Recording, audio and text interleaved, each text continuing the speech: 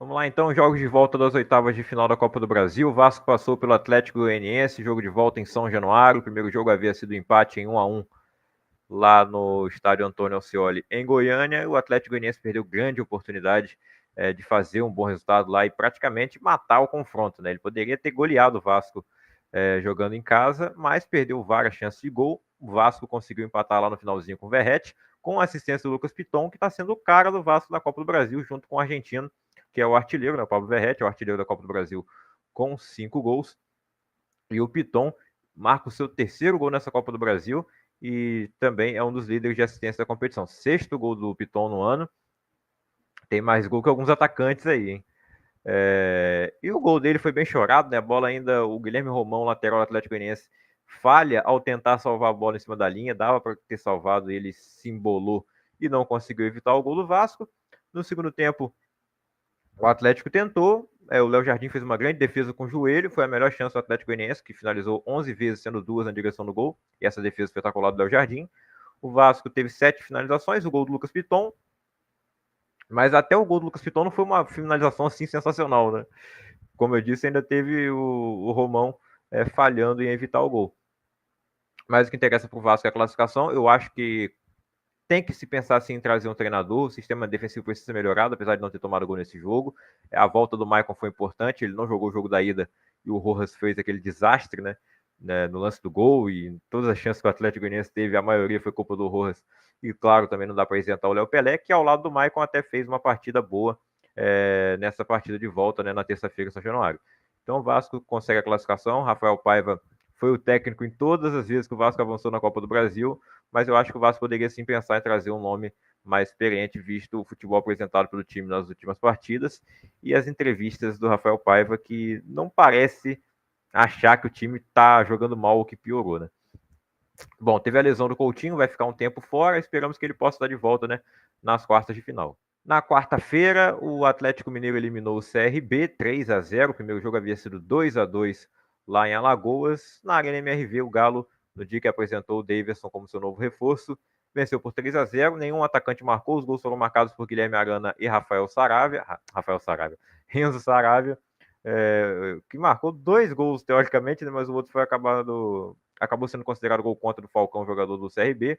Então, 3-0 para o Atlético. Uma partida onde o CRB não entrou em campo. 0 chutes. 0 chutes do CRB. Nem um chutezinho para fora, nada. Nenhuma finalização do CRB. 33% de posse de bola contra 67% do Galo. 21 finalizações do Atlético Mineiro. 6 na direção do gol. Podemos dizer que o CRB fez um gol nesse jogo. Um gol contra, né? No primeiro jogo eles foram muito bem em casa. No jogo da volta, eu acho que eles esqueceram até de viajar, né? Estavam com só os fantasmas em campo, as camisas sem ninguém. O Bahia eliminou o Botafogo na Arena Fonte Nova. O primeiro jogo havia sido empate em 1-1 no Newton Santos, lá na Fonte Nova, 1-0 para o Bahia. Jogo que teve muita polêmica de arbitragem, um prato cheio nas mãos de John Textor, né?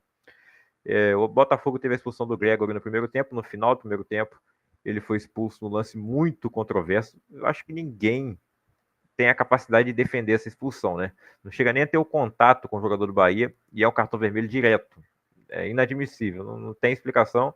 Isso prejudica o Botafogo no segundo tempo, claro, mas ainda assim o Botafogo ia segurando até o final, até que aos 41 minutos do segundo tempo, o Everton Ribeiro acha o Luciano Rodrigues, jogador que chegou recentemente ao Bahia, e já chega fazendo um gol importantíssimo, né, levando o time até as quartas de final da Copa do Brasil. O Bahia estava precisando muito dessa classificação, até mais que o Botafogo, que atualmente lidera o Brasileirão, está nas oitavas da Libertadores. O Bahia não está disputando competição internacional, e ele caiu muito em rendimento no Brasileiro, precisava dessa classificação para o Rogério Ceni recuperar o fôlego ali, né? Ele já estava começando a ser pressionado pelos torcedores. Então, Bahia segue firme aí nas quartas de final e tem chance de título, né? Um título inédito na história do Bahia, como também seria na história do Botafogo.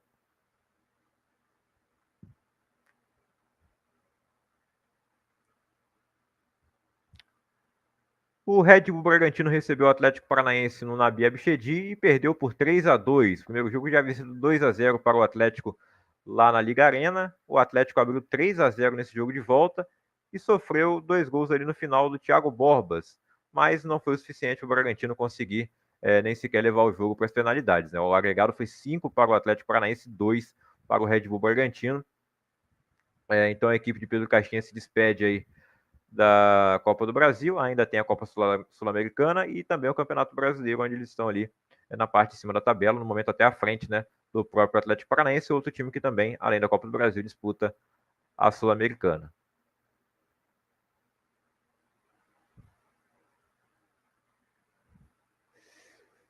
A final antecipada, Palmeiras e Flamengo, 1 para o Palmeiras, 0 para o Flamengo. O primeiro jogo havia sido 2-0 para o Flamengo, onde o Palmeiras não jogou absolutamente nada. Dessa vez foi o Flamengo que não jogou nada. Não foi pior do que o Palmeiras no Maracanã, mas foi uma partida ali bem ruim do Flamengo, embora já se esperava que ele não fosse para cima do Palmeiras, né, que ele fosse jogar com o resultado embaixo do braço, fosse apenas se defender. Até criou algumas oportunidades ali, teve um gol, eu nem vou nem considerar aquele lance, né, que o Pedro foi fazer pressão no Everton no tiro de meta, não existe um negócio desse. O gol do Léo Ortiz foi anulado, mas o Palmeiras sai na frente logo no comecinho com 7 minutos, com o lance do cruzamento ali do Caio Paulista, o Vitor Reis, zagueiro do Palmeiras, abre o placar para a equipe treinada por Abel Ferreira. Palmeiras em campo com 3 zagueiros, teve que fazer substituições ali, o Abel logo no primeiro tempo, né, o Mike e o Aníbal Moreno tiveram que sair para dar lugar ao Marcos Rocha e também ao Gabriel Menino, né, os dois saíram machucados. E aí no segundo tempo também ele tira o Caio Paulista, coloca o Vanderlan, o moleque não estava acertando um cruzamento ali no final, né, toda hora tentando colocar a bola na área, mas cruzando a meia altura ele estava fácil para a defesa cortar. O Flamengo terminou o jogo com 4 zagueiros, o Léo Ortiz, que jogou muito tempo ali durante a Copa América, né, enquanto alguns jogadores estavam fora, como o caso do Pulgar, ele jogou de volante, e muitos preferiam até que ele começasse a titular no lugar do Alan, né, ou Alan, que desde que chegou ao Flamengo não rendeu o que se esperava dele, né? Eu não sei se esperava tanto também, que é um jogador que não é ruim, tem suas qualidades, sim. Eu acho que no Fluminense ele teve uma boa passagem, apesar de que acho que é um pouco superestimado demais até. Mas ele foi bem no Fluminense, foi bem no começo do Atlético Mineiro, foi campeão no Atlético Mineiro, no Brasileiro da Copa do Brasil. Mas é um jogador que todo jogo tenta chutar de fora da área e não faz um gol desde 2015, né? Ele tem um gol na carreira que foi em 2015, 9 anos atrás, e todo jogo ele tenta fazer um gol de fora da área, não consegue, né?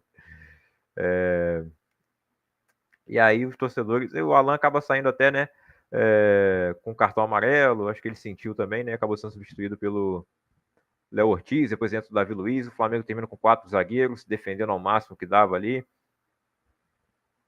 com o desfoque do De La Cruz, né, que foi poupado contra o São Paulo. O Tite falou que não poupa, cuida.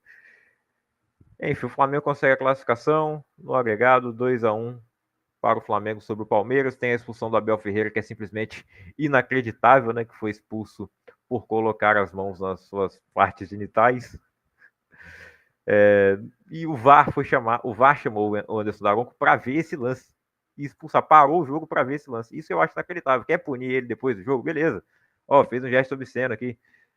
Eu nem acho que tenha sido de propósito. Ele não apontou para a torcida, não apontou para o banco do Flamengo, não fez nada disso. Eu acho que ele simplesmente estava ajeitando a calça mesmo. Mas enfim, mesmo que não tivesse também, não sei se é passivo para cartão vermelho, isso não. Acho que ele já tinha amarelo, na verdade, né? Mas enfim.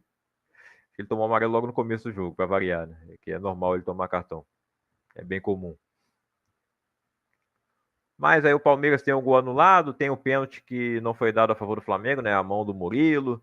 E aí, mão na bola dentro do campo não é pênalti. Fora do campo é cartão vermelho direto. No Maracanã, o Fluminense recebeu o Juventude. O primeiro jogo havia sido 3-2 para a equipe treinada por Jair Ventura, lá no Alfredo Jaconi. No Maracanã, o jogo terminou 2-2, com o Juventude abrindo 2-0. Primeiro gol aos 6 minutos com o Lucas Barbosa, vem fazendo uma grande temporada com a camisa do Juventude. Aos 6 minutos, então ele abre o placar para a equipe gaúcha.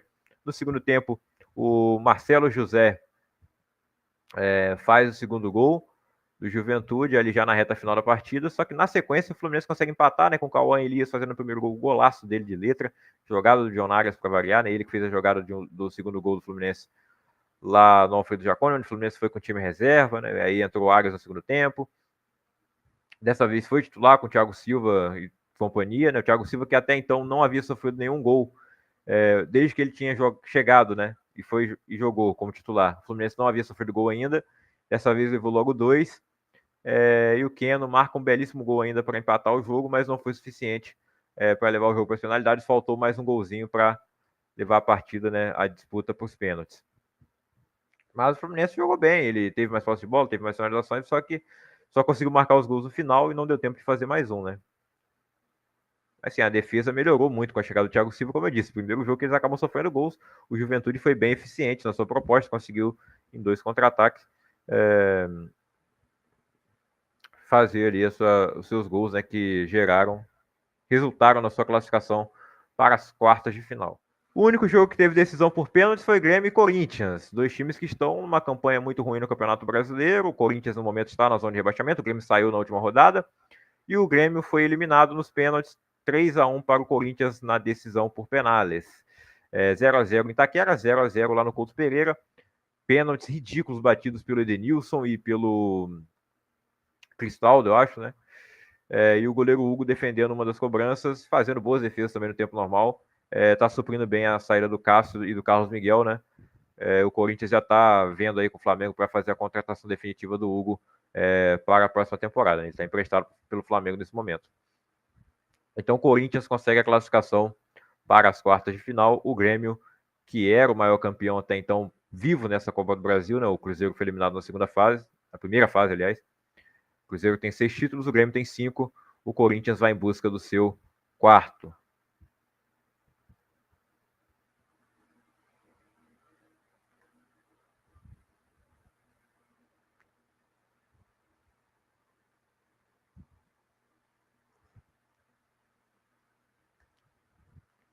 E para encerrar, Goiás e São Paulo. O primeiro jogo foi 2-0 para o São Paulo no Morumbi, 0-0 lá em Goiânia. Nada a comentar, né? O Goiás, a gente sabia que era um franco atirador, não tinha muita chance, né? E aí ele perdeu um jogador no primeiro tempo lá no Morumbi, isso mudou o jogo no segundo tempo. São Paulo foi lá, matou a partida, 2-0, poderia ter sido mais.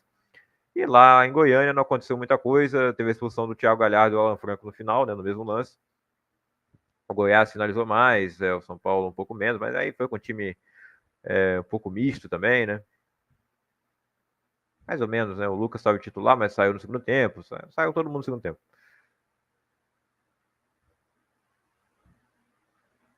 O time era titular, mas saiu todo mundo no intervalo praticamente, né? Os da frente ali. O São Paulo tem Libertadores na próxima semana. Agora é isso, né? Aguardar o sorteio da Copa do Brasil aí para as quartas de final. Classificados então: Vasco, Atlético Mineiro, Bahia, Atlético Paranaense, Flamengo, Fluminense, Grêmio e São Paulo. Olha aí, Pablo Verrete é o artilheiro da Copa do Brasil com 5 gols. Emiliano Rodrigues do Atlético Goianiense se despede com 4. Enem Valência, que já se despediu também, ficou com 4. Com 3 gols temos o Cauli do Bahia, segue firme na competição, assim como Gilberto do Juventude, Lucas Barbosa também do Juventude, Lucas Piton do Vasco e Pedro do Flamengo, todos esses aí com 3 gols.